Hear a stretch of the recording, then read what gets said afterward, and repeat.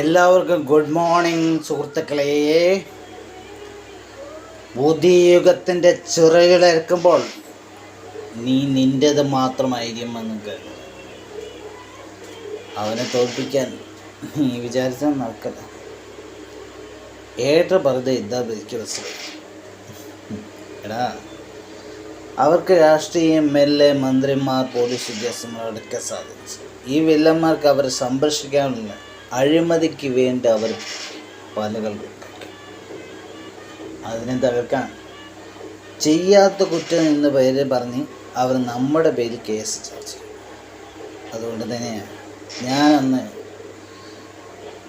നിന്നെ തടഞ്ഞ ശിവശങ്കരമേനൻ എന്ന് പറഞ്ഞ MLA, ശേഖർ എന്ന് പറഞ്ഞ അയാളുടെ മകൻ SP,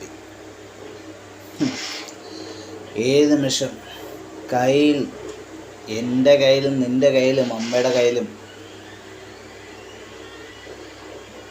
അമ്മായിയുടെ കയ്യിലൊക്കെ വിലങ്ങ് തീർക്കുന്നവനാണ്. അവനെ പൂട്ടണമെങ്കിൽ തന്ത്രങ്ങൾ വേണം, ബുദ്ധി വേണം. വില്ലന്മാർ കുറെ വളരെ രഹസ്യമായി ചെയ്യുക, പരസ്യമായി ചെയ്താൽ നമുക്കിട്ട് പണി വെച്ച് മയക്കമരുന്നോ അല്ലെങ്കിൽ പെൺകുട്ടികളെ ചെയ്യാതെ പീഡിപ്പിച്ച് എന്ന് കള്ളക്കഥ പറയും നടക്കും.